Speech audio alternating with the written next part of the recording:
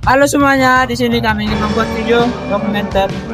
Nah, sebelum itu izinkan kami memperkenalkan diri. Perkenalkan, nama saya Wahyu Bertugas Namtali. Ini 25070072 dari teman-teman saya.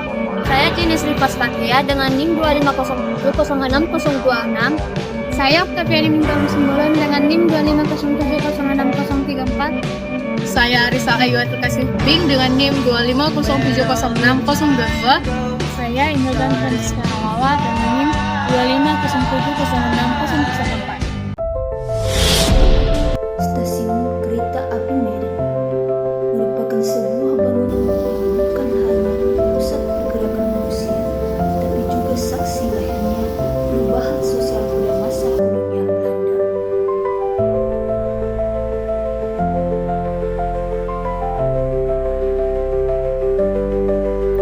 Setiap gerbong yang melaju adalah bagian dari roda ekonomi kolonial. Stasiun kereta api Medan tidak memiliki hubungan langsung dengan 3 program utama, yaitu teknis, pendidikan, irigasi, dan transportasi. Namun keberadaannya terkait dengan konteks yang sama, yaitu perubahan kebijakan kolonial pada awal abad ke-20 yang mulai membuka akses mobilitas dan mobilisasi di Hindia Timur. Stasiun kereta api Medan dibangun pada akhir abad ke-19 dan berkembang pesat pada awal abad ke-20. Berkat perusahaan kereta api Delhi Sporweg Massapix atau yang bisa kita singkat DSM. Awalnya kereta api di Sumatera Timur dibuat bukan untuk pendidikan, irigasi atau pemindahan penduduk, melainkan untuk mendukung ekonomi perkebunan tembakau, karet, dan kelapa sawit yang dikelola oleh perusahaan Eropa.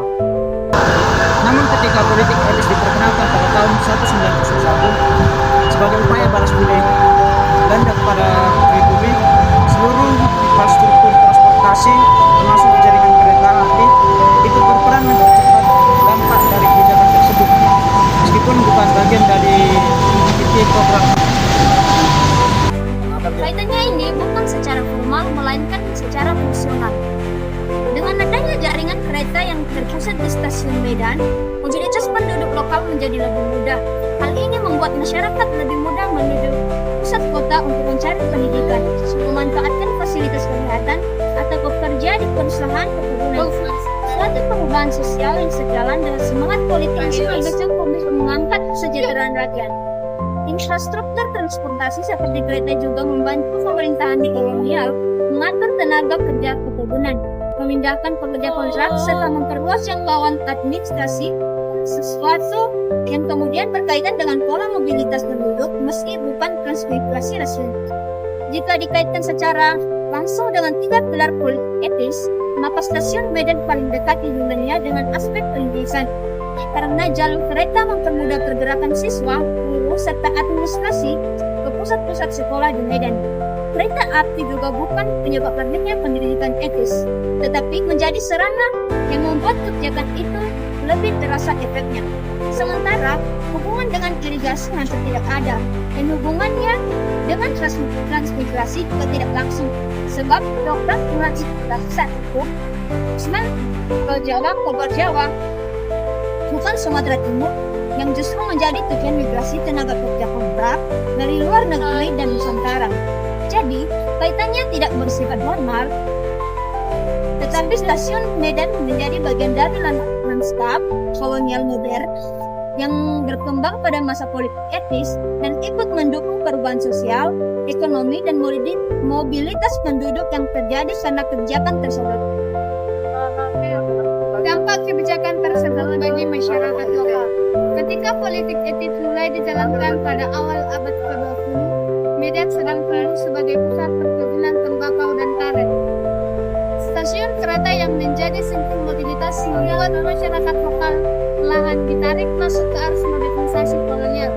Untuk pertama kalinya, banyak penduduk kampung di Sumatera Timur dapat bepergian ke pusat kota hanya dalam waktu singkat, sehingga akses mereka terhadap sekolah, layanan kesehatan, dan kesempatan kerja menjadi lebih terbuka. Karena pendidikan adalah salah satu pilar politik etis, kota Medan mulai memiliki lebih banyak sekolah bumi putra, dan jaringan kereta membuat siswa dari daerah dan kota bisa mencapai sekolah dengan lebih mudah. Meskipun sekolah ini masih terbatas, masyarakat baru yang lebih terdidik dan kemudian menjadi pegawai, guru, atau tenaga administrasi. Secara ekonomi, jaringan kereta dan kebijakan kolonial yang lebih berwajah etis memberi peluang bagi masyarakat lokal untuk bekerja di perkebunan atau sektor jasa yang berhubungan dengan aktivitas sosial. Banyak penduduk pribumi mendapat pekerjaan secara sebagai buruh. Secara ekonomi, jaringan kereta dan kebijakan kolonial yang lebih berwajah etis memberi peluang bagi masyarakat lokal untuk bekerja di perkebunan atau sektor jasa yang berhubungan dengan aktivitas sosial. Banyak penduduk pribumi mendapat pekerjaan sebagai buruh, teknisi sederhana, kedai makanan, atau pemangku barang. Ini masih meningkatkan pendapatan seperti yang berada tetapi secara kualitas banyak penduduk pribumi menjadi pekerjaan sebagai buruh, teknisi sederhana, kedai makanan, atau pemangku barang. Ini meningkatkan pendapatan sebagian keluarga, tetapi sekaligus menempatkan mereka dalam sistem ekonomi perkebunan yang dengan kata lain, mobilitas memang benar, tetapi ketergantungan ekonomi pada pembangunan juga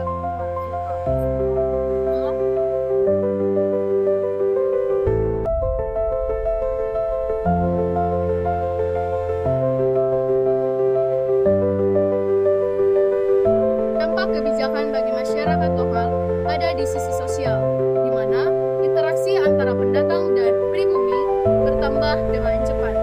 Arus pekerja kontrak dari Jawa, Tiongkok, dan India yang masuk ke perkebunan Delhi menjadi lebih mudah diatur oleh pemerintah kolonial berkat transformasi yang lebih efisien.